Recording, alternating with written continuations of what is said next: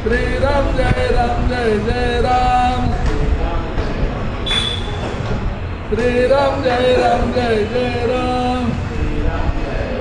श्री राम जय जय राम,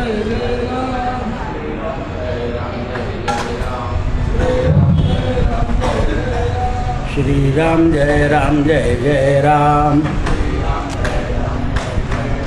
श्री राम जय जय राम, श्री राम जय जय राम, श्री राम जय जय राम, श्री राम जय जय राम। कुंडली वरदा हरि विठ्ठल श्री ज्ञानदेव गोपाल कृष्ण भगवान निवृत्ती ज्ञानदेव सोपान मुक्ताबाई एकनाथ नामदेव तुकाराम।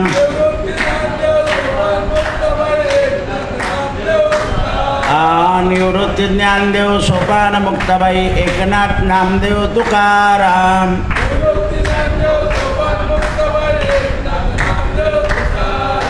एकनाथ नामदेव तुकाराम, एकनाथ नामदेव तुकाराम।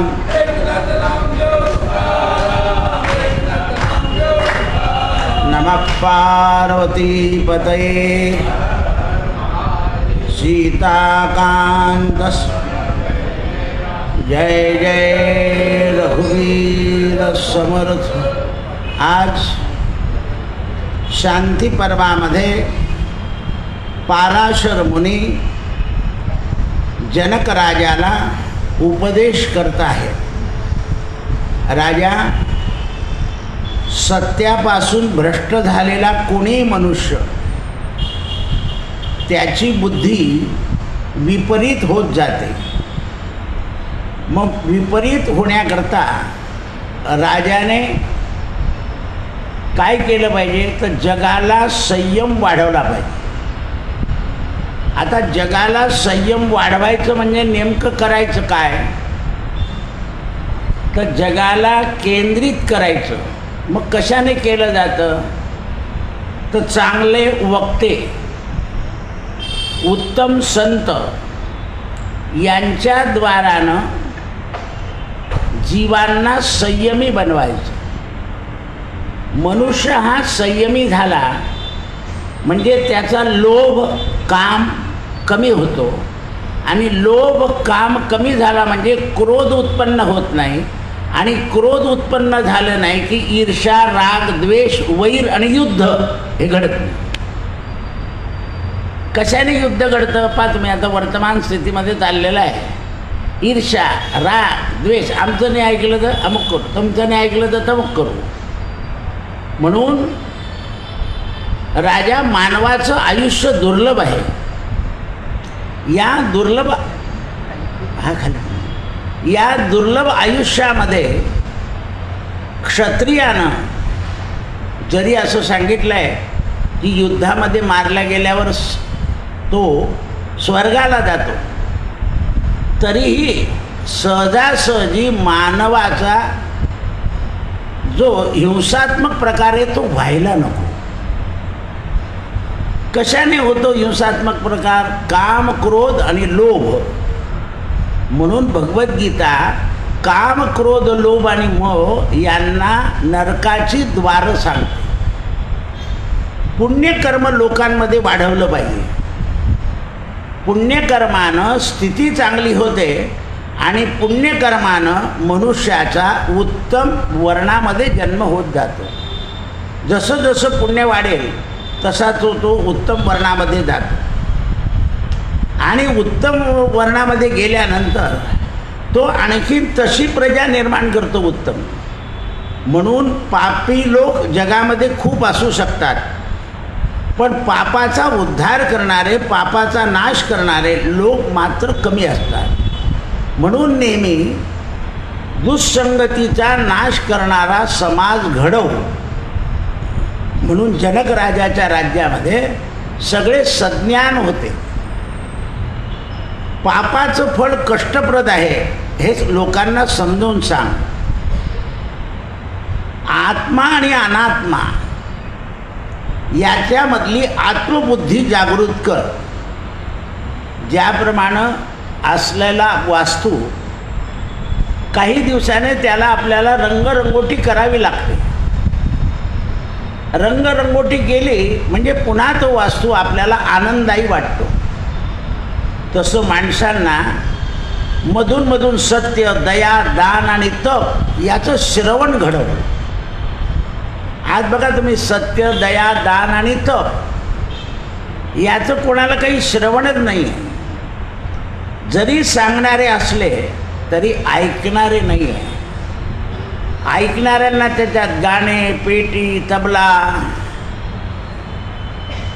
अशा गोष्टी आवडत आहे. म्हणजे त्यांना सत्य, दया, दान आणि तप याचं रहस्य समजलेलं नाही. म्हणून समाजाला प्रवचन हे म्हणजे करमणूक म्हणून नको, आचरण म्हणून पाहिजे. ज्या वेळेला लोक ऐकलेल्या क्रिया आचरतील, क्रियेविण वाचाळता व्यर्थ आहे. जर क्रियाच केली नाही तर ती बोलणं जे आहे ते व्यर्थ ठरतं. म्हणून राजा शुभ कर्माचं अनुष्ठान करायला लाव. परमेश्वरापेक्षाही राष्ट्रधर्म वाढव. म्हणून आपल्याकडे म्हण आहे, राष्ट्रधर्म तो वाढवावा. शिवाजी राजांना तुकाराम महाराजांनी कीर्तन करणं तुझं काम नाही, तुझा आम्ही कीर्तन करू तुझ्याकरता, तू तुझं काम कर, थांब नको. राष्ट्रधर्म वाढवायला पाहिजे. आपण राष्ट्रधर्मामध्ये गोंधळ करतो. म्हणून राजा ज्याला उन्नती पाहिजे त्याने शत्रूला जिंकून विजून जातं. पंख बंद करून नाही, असं बंद कर, पंख. म्हणून न्यायपूर्वक उन्नती करत जा. प्रजेला न्यायाचं पालन करायला लावावं आणि न्यायानं कर्म वाढवायला सांगावं. अग्निदेवता ज्याप्रमाणे तुपानं तृप्त होतात, अग्नीमध्ये आपण तूप टाकलं की अग्नी शांत होत जातं. म्हणजे तुपाने अग्नी वाढतो ही गोष्ट खरी आहे, पण त्याचा जो सुगंध आहे त्या सुगंधाने जगामध्ये शांती वाढते. म्हणून यज्ञ अनुष्ठान आणि अग्नीला तृप्त करणं याच्याने वैराग्याची जागृती येते. अंतिम अवस्थेमध्ये वनामध्ये जायला राहायला आवडतं. म्हणजे वानप्रस्थाश्रमामध्ये माणसाला वनामध्ये भीती वाटत नाही. म्हणून राजा प्रत्येक पुरुषाचे इंद्रिय संयमी झाले पाहिजे. पण तुम्ही आज घरात इंद्रिय संयमी नाही, नुसते थोड्या वेळ लाईट गेले की लोक एकदम बेचैन, काय हैराण झाले. जाऊ द्या थोड्या वेळ, घाम निघून जाईल ना आपला. नाही, राम राम करायला लागून झालं. असे राम म्हणत नाही, असे राम म्हणत नाही, पण घामा आला की राम म्हणायला लागतं. म्हणून श्रेष्ठ पुरुषांनी दान हे श्रेष्ठ सांगितलं आहे. मग आता पुरुषानं दान घ्यावं आणि द्यावंही, दोघींचं महत्त्व बरोबर आहे. घेणं आणि देणं. कारण देणारे असल्यावर घेणारे नको काय. म्हणून सांगणारे आहे पण ऐकणारे नाही. सांगणारे आहे पण ऐकणारे नाही, हे लक्षात आलं पाहिजे. आज कोणीतरी विचारायला आला ना, म्हणे दादा आम्ही यांच्याकरता विचारायला आलो, आम्हाला प्रवचनात उत्तर मिळून जातं म्हणे. कालच तुम्ही सांगितलं की शनीला घाबरायचं नाही, शनीमध्ये फक्त वाईट बोलायचं नाही, असं आम्ही मोबाईलवर ऐकलं. म्हणजे लोकांच्या लक्षात येतं. कोणाला जे थोर विचारवंत आहे त्यांच्या बुद्धीला हे पटतं. जे विचारवंत नाही. एका माणसाने एका संताला एक प्रश्न विचारला होता, महाराज शनीची दृष्टी वाईट आहे ना, मग शनीचं दर्शन घ्यायला कशाला जायचं. आता त्याला जर माहिती आहे की शनीची दृष्टी वाईट आहे मग दर्शन घ्यायला कसं जायचं म्हटलं, दर्शनाला जाताना शनी दृष्टी कोणती टाकेल तुमच्यावर? प्रेमळ. आणि तुम्ही नाही गेले तर कोणती टाकेल? उग्र. मग त्याला प्रेमळ दृष्टी. मग त्याला सांगितलं, साहेबाला नमस्कार केल्यावर साहेब गुन्हे माफ करतो का नाही? म्हणे हां. मग तर ग्रहांना आज तुम्ही पाहिलं आजच्याही प्रवचनामध्ये की शनी मंगळ हे ग्रह शंकराच्या आराधनेनं उपद्रव देत नाही. माझा जर तुमची शंकराची आराधना चालली आहे तर तुम्हाला शनीला घाबरायची काय गरज आहे? मग तुम्हाला कधी कोणी सांगितलं शनी खराब आहे तर लगेच शनी मंदिरात हजर? असं आहे ते. बरं थोडंसं तेल टाकायला सांगितलं आहे, आपण डबाभर टाकतो आहे. महाराज तर तेल विकतो, लगेच पुन्हा दुसरं बोलायला हजर तुम्ही. कारण तुमचं तोंड काही चांगल्या याच्यानं धुतलं जात नाही. म्हणजे विचारच करत नाही. आपण शनील तेल टाकायचं आणि पुन्हा ते तेलाचं काय होतं याचा विचार करायचा. कुठलीही वस्तू जर जास्त झाली तर तिचा काहीतरी सदुपयोग करावा लागतो. मग हे लक्षात आलं पाहिजे. म्हणून त्यावेळेस जगामध्ये धनधान्य प्राप्त होण्याकरता न्याय मार्ग वाढवला पाहिजे. जसा जसा न्याय मार्ग वाढेल तसं जगामध्ये परमेश्वर धनधान्याची उत्पत्ती करतो. आणि जसा जसा अन्याय वाढेल तसं याच्या उत्पत्तीला कमी करतो, म्हणजे मानव त्रस्त करतो. म्हणून न्याय मार्गेनं 5 वेळा अन्याय मार्गानं 2 डबल पैसे घेऊन घेतले, परत करावे लागत आहे. नोकरीवाल्या बाहेरने सुद्धा टाकून दिलं. लोकांनी टाकावं, काय होतं काय होतं काय होतं असं आहे ते. तुमचा एक आधार नंबर आहे, तो टाकला की तुम्ही काय करता, कुठे जाता हे अगदी क्लिअर कळतं. मग एवढे या सुशिक्षित लोकांना बुद्धी नव्हती का, माणसांना बायांना, की तो जर टाकला तर तुमची सगळी कुंडली तयार येते तिथे. असं आहे ते. हे लक्षात आलं पाहिजे. म्हणून धर्मशास्त्राचा निश्चय काय आहे? धर्मशास्त्र पालन केल्यानंतर क्रूर कर्म जगात उपजत नाही. लोक कशा करता क्रूर कर्म करतात? धनाच्या उपार्जनाकरता. जगामध्ये क्रूर कर्म जे निर्माण होतात आहे ते धनामुळे, शेतामुळे, प्लॅटमुळे, सगळे जेवढे कर्म जगात होतील,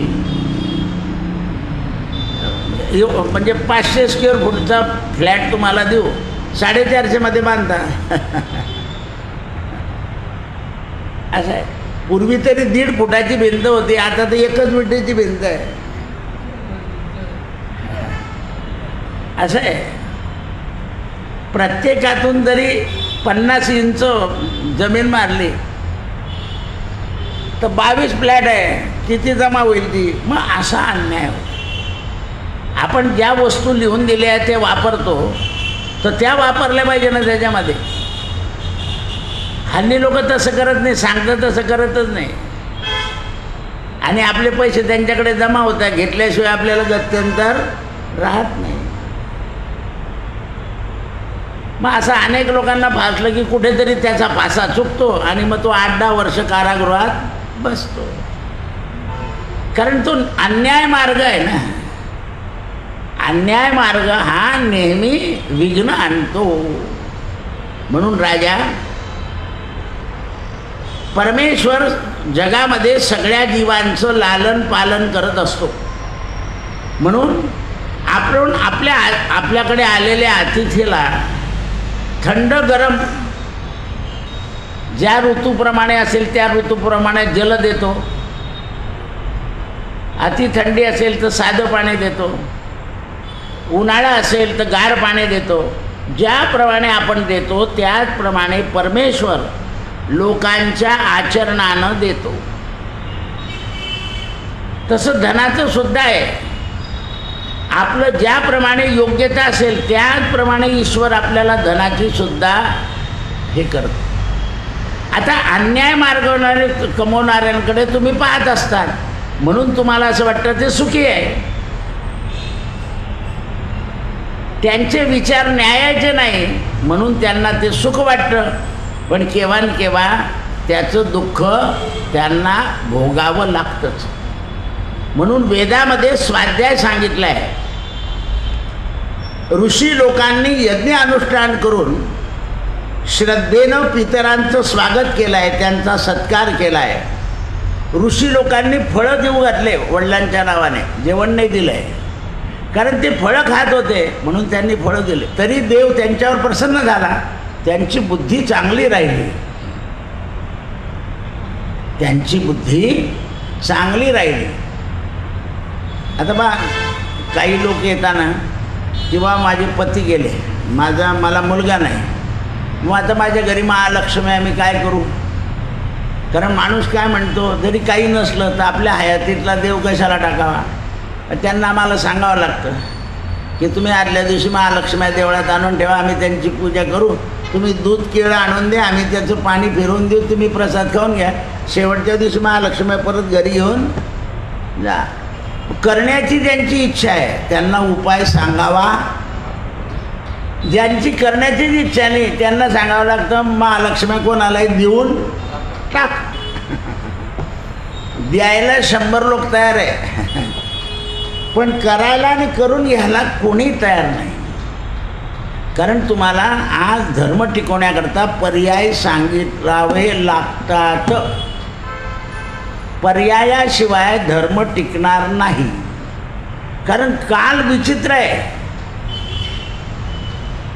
काल विचित्र आहे.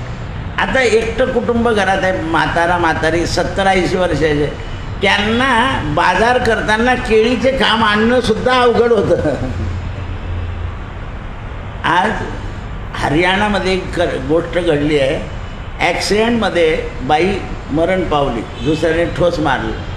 त्याने ओरडून लोकांना सांगितलं की मला मदत कर. शेवटी त्याने मोटरसायकलवर ते बाईला असं पालथं झोपवलं, याने बांधलं आणि मोटरसायकलवरून घरी घेऊन गेलं. 60 किलोमीटरचा प्रवास त्याने त्या मोटरसायकलवर प्रेताला घेऊन गेला. शेवटी एक माणूस त्याला म्हणे थांब, मागून येत होता, त्याने पाहिलं. तो माणूस त्याच्या घरापर्यंत गेला पण तो थांबलाच नाही रस्त्यात. त्याला समाजाचा क्रोध आला, एकटा घेऊन गेला, हेल्मेट डोक्यात. त्या बाईच्या डोक्यात हेल्मेट नसल्यामुळे ते ठोस लागली, तो मरून गेला. त्याने त्या गाडीवाल्याचा त्याचा पंचनामाचा काहीच विचार केला नाही, बस घेऊन गेला. दुसऱ्या लोकांनी व्हिडिओ बातम्यात टाकला पण मदत केली, अशी परिस्थिती झाली आहे. म्हणून आम्ही 72 साली जेव्हा वेदांत शिकलो ना, तेव्हा आम्हाला असं शिकवलं गेलं, कलियुगामध्ये कुत्र्या मांजऱ्यासारखे लोक रस्त्यात मरतील. असं आहे. आता काही लोक असं सांगतात, ज्याचा ॲक्सिडेंट होतो ना, जिथे मेला आहे तिथे नैवेद्य ठेवायला. म्हटलं रिकामं काम करू नको, स्मशानात ठेव. तुम्हाला ठेवायचं आहे ना, पुन्हा ते 50 किलोमीटरवर कोणी गाडी घेऊन गेलं आणि काही गडबड झाली, नैवेद्य ठेवतात, तिकून येता पुन्हा बोंबली. लग्नाला जाणारा माणूस म्हणतो तुम्ही मुलगाला याला जळगावला पाठवता, आणि तो माणूस येता खराच. ते अति कठीण झालं आहे. हल्ली तुम्ही कोणाला काम सांगितलं आणि त्याच्यात जर घातपात झाला तर तुमच्यावर आरोप येतो. तुम्ही काम सांगितलं नसतं तर असं झालं नसतं. त्याला ॲक्सिडेंटचे 5 लाख मिळाले की मग थोडा शांत होतो तो. असं झालं आहे. द्रव्य काय करतं, तुम्हाला शांत करून देतं. बघा हो, एखादा माणूस मेल्यावर सुद्धा लगेच लोक म्हणतात विमा काढला की नाही पाहून या. कारण त्यावेळेला ते काम नाही केलं तर मग पुढे मिळत नाही, म्हणून तो बिचारा आठवण देतो. लोक म्हणतात याला काय झालं, पैशाचं काय पडलं याला, त्याचा पुढचा विचार आहे ना. आता हे तर घडून गेलं आहे, पण मग त्यावेळेला ते कागदपत्र लागतील तेव्हा कुठून आणाल तुम्ही. सत्य घटनासुद्धा कागदाशिवाय सिद्ध होत. तुम्ही जिवंत आहे, काय दाखवा, दाखला, जिवंतपणाचा दाखला दाखवा. कारण लोक खोटे दाखले घेतात. म्हणून मुनींच्या जवळ काही नसतं तरी ते विधीपूर्वक अग्निहोत्र करतात. मुनी लोक यज्ञ करताना तूप तीळ नाही टाकत, फक्त या समिधा. कारण वनामध्ये त्यांच्याजवळ काय असतात? समिधा. म्हणून हे आदिवासी लोकसुद्धा नवरात्रात काहीतरी देवीच्या नावाने लाकडं पेटवून टाकतच राहतात. तर तो त्यांचं होम होतोच. त्यांच्या भावनेप्रमाणे देवी त्यांना तसं फळ देतेच. तर ज्याची जशी भावना त्याला तशी अवस्था ती प्राप्त होऊन जाते.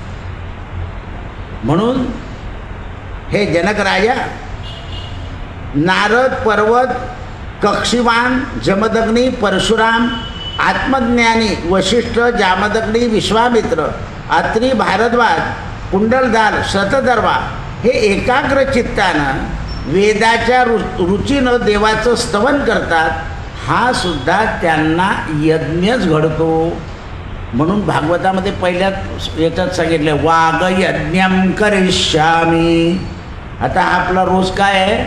वाघ यज्ञ आहे. या वाघ यज्ञामध्ये एकच माणूस बोलतो, पण जेवढे श्रोते आहे तेवढ्या लोकांच्या कानात ते पडतं. म्हणून तो येत आहे वाघ यज्ञम करिष्यामी. म्हणून हा यज्ञ आहे. मग त्याला दुसरं नाव दिलं यांनी, ज्ञान यज्ञम करिष्यामी. आता त्या ज्ञान यज्ञामध्ये गाणे म्हणता तुम्ही, असं आहे ते. त्या कृष्णाच्या नावावर कोणतंही गाणं धपतं ते. तर हे ज्ञान यज्ञ जो आहे, या ज्ञान यज्ञामध्ये आचरण सांगितलेलं आहे. आणि जसं जसं तुम्ही ज्ञान यज्ञ श्रवण कराल तसं तसं तुमच्या आचरणात बदल पडतो. जसं आजच्या जगातलं जीवन ॲक्टिव्ह, मोजे चपला घेणं देणं, तुम्ही दुसऱ्याचं पाहिलं की लगेच तसं करतात.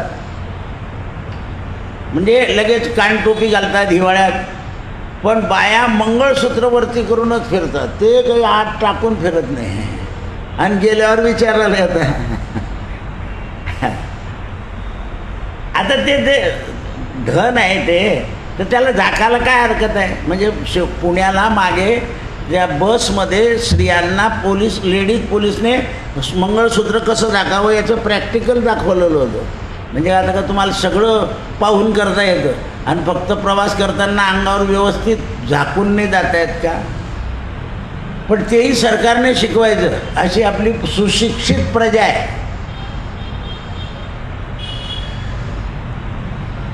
अशी सुशिक्षित लोकांना सुद्धा समजून सांगावं लागतं की मंगळसूत्र दाखवून चला. गेलं त्याचं होतं त्याने नेला, त्याचं होतं का बापाने दिलं, नवऱ्याने मिळालं, पोराने दिलं, बोलताना बोलून देता तुम्ही. म्हणजे जगामध्ये अज्ञान किती सावध राहिलं पाहिजे तुम्ही या धावत्या जगामध्ये. पण लोक राहत नाही. गाडीत बसल्यावर म्हणतो बॅग नाही सांभाळ, म्हणजे चोराला नक्की कळून जातं या बॅगेत काहीतरी. जे काही सांगायचं ते घरून सांगून पाठवा ना. म्हणून ते म्हणतात जगामध्ये खरं धन जे आहे ते ज्ञानच आहे जनक राजा. म्हणून वाघ यज्ञम ज्ञान यज्ञम हे दोन यज्ञ लक्षात ठेव. म्हणून जो पापाचरणानं प्राप्त करणारं धन आहे ते धिक्कारास योग्य आहे. पाहा तुम्ही त्याचा धिक्कार कसा होतो.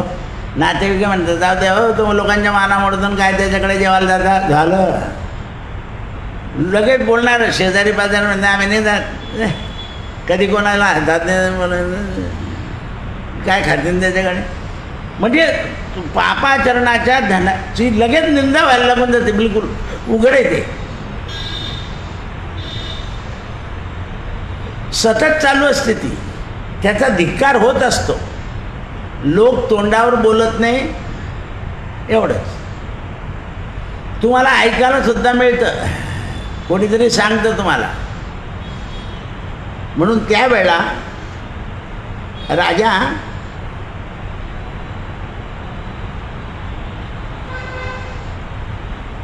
पुण्यवान राजानं आपल्या राज्यामध्ये अग्निहोत्र चालू ठेवावं.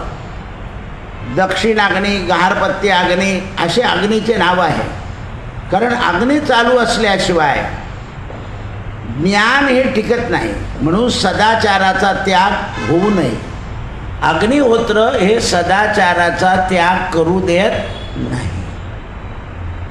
कारण अग्नी हे भारताचं सनातन धर्माचं मुख्य दैवत आहे.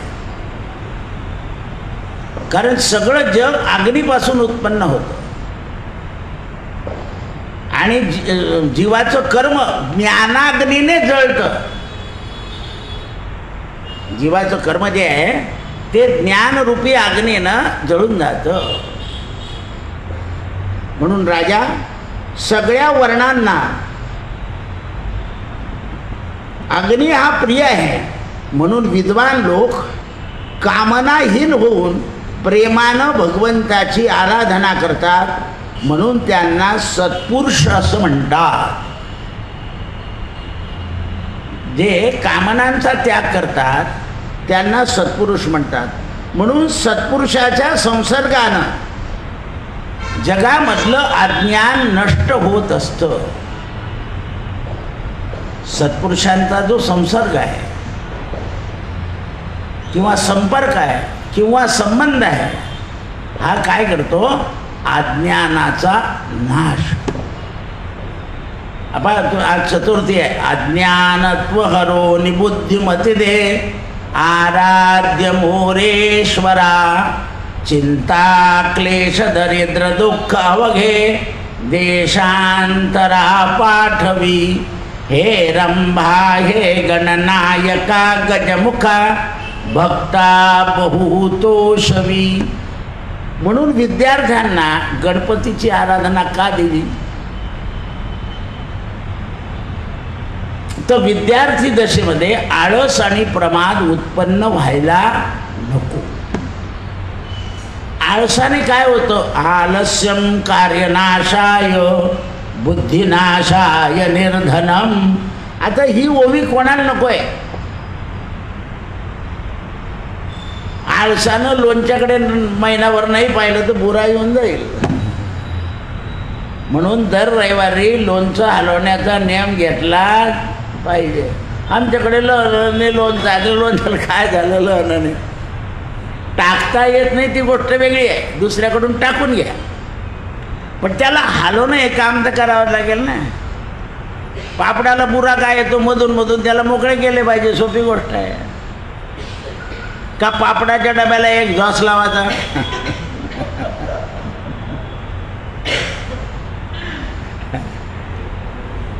असं आहे ना. हे लक्षात ठेवलं पाहिजे ना. हे आपल्या लक्षात राहत नाही. काही गोष्टी कार्यतत्परतेने केल्या पाहिजे. मग कार्याची कुशलता कोणाला येते? ज्याचं ज्ञान जागृत आहे त्याला. हल्ली द्रव्याचा विसर पडून जातो माणसाला. सोन्याचा विसर कुठे ठेवून देता, काय ठेवून देता लक्षातच राहत. काही कामं लक्षपूर्वक केली पाहिजे ना. तिथे दुर्लक्ष करून चालत नाही. म्हणून ते म्हणतात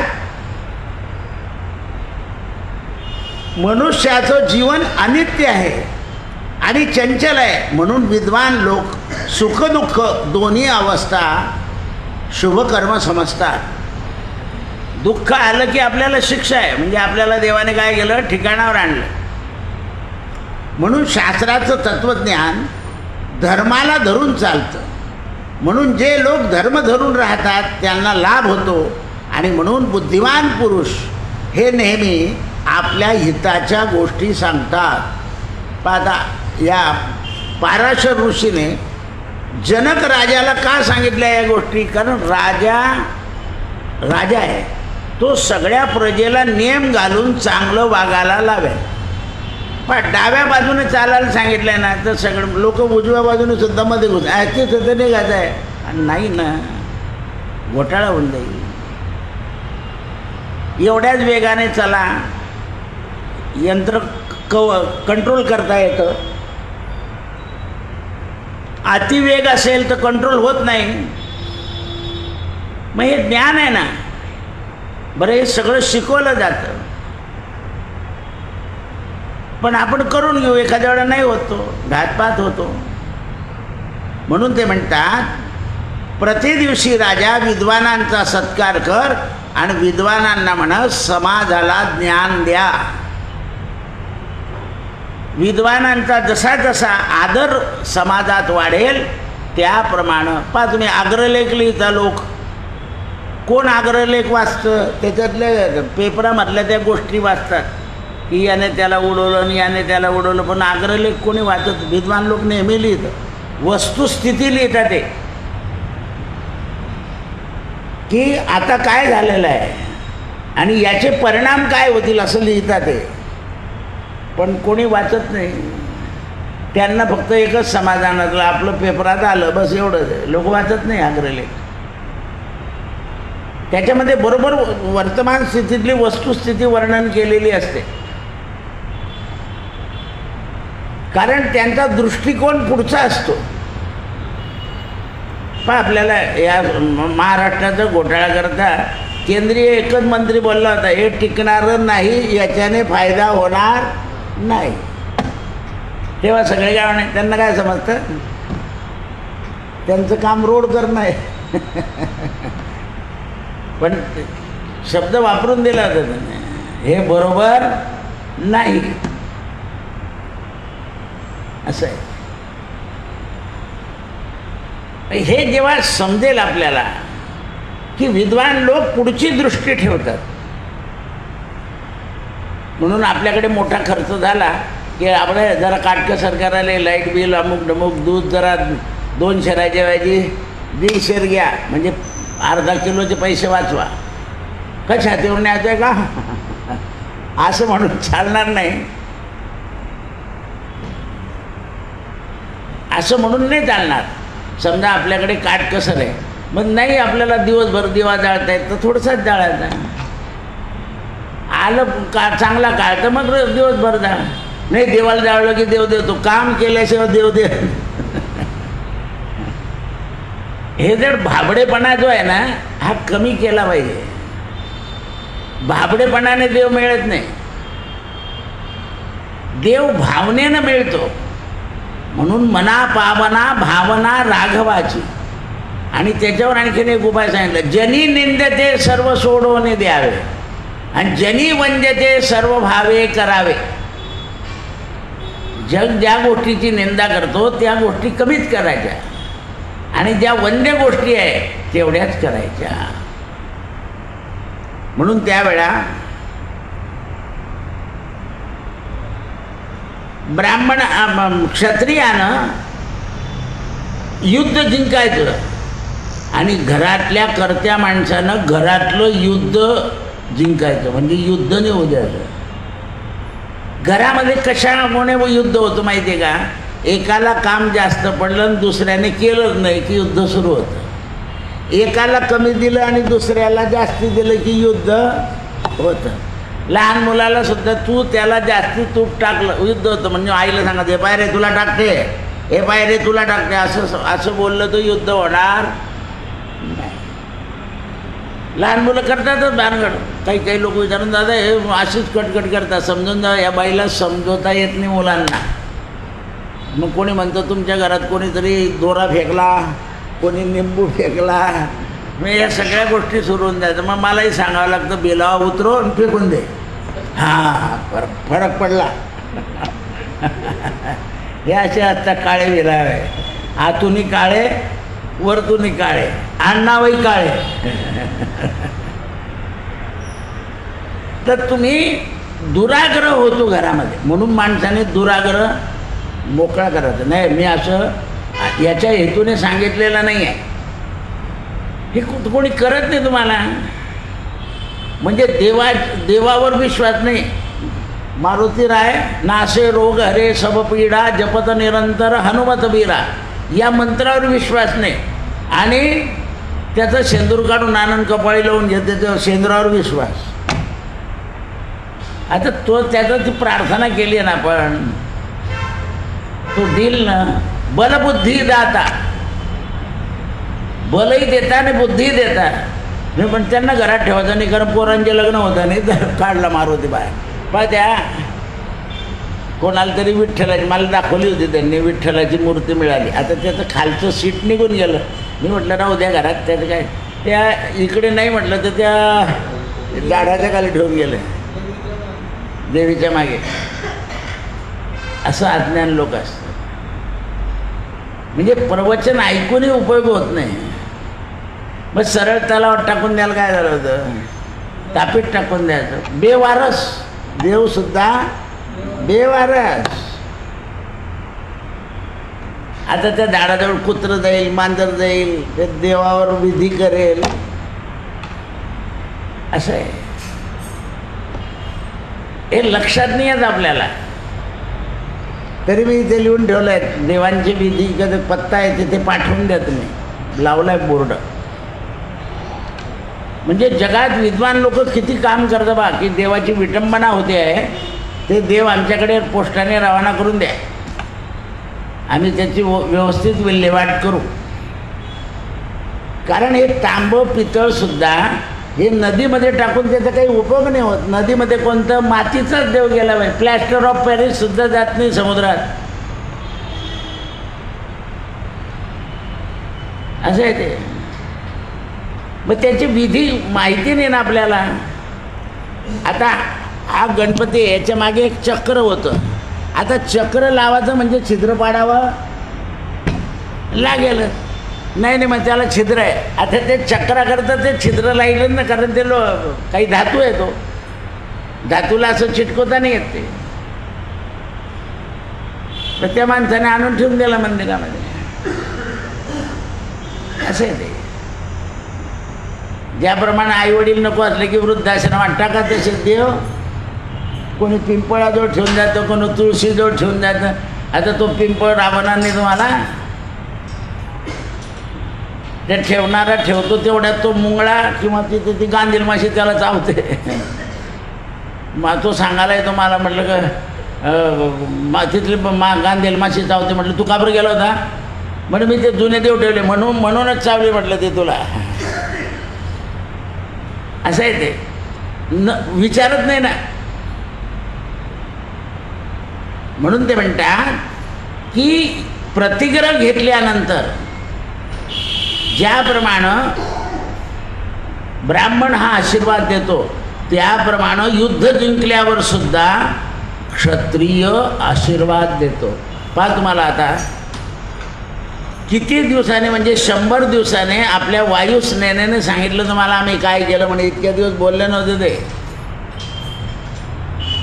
त्यांना असं खोटं नाही बोलतायत, ते दाखले देऊन बोलावं लागतं त्यांना. त्या अधिकारी पोरी लगेच बोलल्या होत्या, त्याच्यावर तुम्ही कॉमेंट केलं. म्हणजे तुमची बुद्धी काही पाहिजे ना. त्यांनी जर गुन्हा दाखल केला तर हे सगळे जेलमध्ये बसतील. कायदा आहे तो. मिलिटरीच्या माणसाला तुम्हाला असं काही बोलता नाही येत. त्याचा फक्त तो सैनिक हीच जात आहे, त्याच्या जातीचा उल्लेख करता येत नाही. का? तर तो क्षत्रिय आहे. तो जर काही काम नाही करणार तर त्याचा कमांडर त्याला काय शिक्षा द्यायची ते देईलच. तो गुडघ्यावर चालायला लावतं त्यांना. ते शिक्षा म्हणजे सोपी नसते ती. म्हणून वैश्याला सन्मान मिळाला की त्याला आनंद होतो, व्यापाराला पुरस्कार मिळाला पाहिजे. आणि नौकराला प्रमोशन किंवा बढती किंवा बक्षीस मिळालं, पेढ्याचा डबा का होईना, तुम्ही आमचं काम केलं साहेब, पेढे खा, तरी खुश हा. पण तो पेढे खाणारा असेल तर पेढे मागतो, नाही तर दुसरंच मागतो. मग असं आहे, कारण तो नौकर आहे शेवटी. काय तो नौकर, राजाचा असो का घरातला नौकर असो, तो नौकर आहे. म्हणून त्यांचे उदाहरणं बाकीच्यांना लावायचे नाही. म्हणून सगळ्या कामांना निंदनीय होतं. नौकराने जर काही नीट नाही वागलं तर त्याच्या कोणत्याही कामाची निंदा होते. म्हणून राजा, तुझ्या राज्यामध्ये नौकरांना जर सिद्धी प्राप्त पाहिजे करून यायची असेल, जशी क्षत्रिय सिद्धी करतो, ब्राह्मण सिद्धी करतो, तुझ्या नौकरानं प्रेमाच्या वर्तनानं लोकांच्या दुर्वृत्त्या दूर केल्या पाहिजे. प्रेमानं, की असं केलं की असं भोगावं लागेल, काय करतो बोल, नाही मग तुम्ही घेऊन घ्या मला सोडून द्या, नाही ते सुटणार नाही, जीवन सुद्धा तुला मला ठेवावं लागेल, असं आहे. म्हणजे महान धर्म आहे. त्या महान धर्मानं माणसाला म्हणजे कर्मचाऱ्याला सिद्धी प्राप्त होते. मनुष्याचा अधिक अंश संयमी झाला पाहिजे आणि धार्मिक न्यायानुसार, धर्मानुसार त्याला योग्य ते बक्षीस, बढती, काही लोकांना बढती देतात पण अशी फजिता होईल अशा ठिकाणी देऊन टाकतात. म्हणजे बा काय भावात पडलं त्याला ते, तर तसं नाही करू. नौकर वर्गाचा द्रव्याचा कधीही ऱ्हास करू नये. त्याला तात्पुरता अपमानित करावं, नंतर त्याला बक्षीस देऊन रवाना करून द्यावं. कारण त्याच्या मनाला जर ठेच बसली तर तो चांगल्या कर्मापासून कायमचा दूर होतो. म्हणून याकरता शास्त्रानं खूप विचारपूर्वक सिद्ध्या सांगितल्या आहे. जनक राजा, असं राज्य चालवशील तर एक दिवशी ईश्वर तुझा होईल. आणि असा जनक राजाला रामासारखा जावाई मिळाला. म्हणून जनक राजा चांगला होता म्हणून जावाई चांगला मिळाला. आपण जनक राजासारखे वागत नाही म्हणून आपला जे जावाई नेहमी नेहमी आपल्या घरी येतो. सत्यगुरु राय कृपा प्रद केली, परिणाय घडली सेवा काही. मस्तकी तो जाणा ठेविला कर.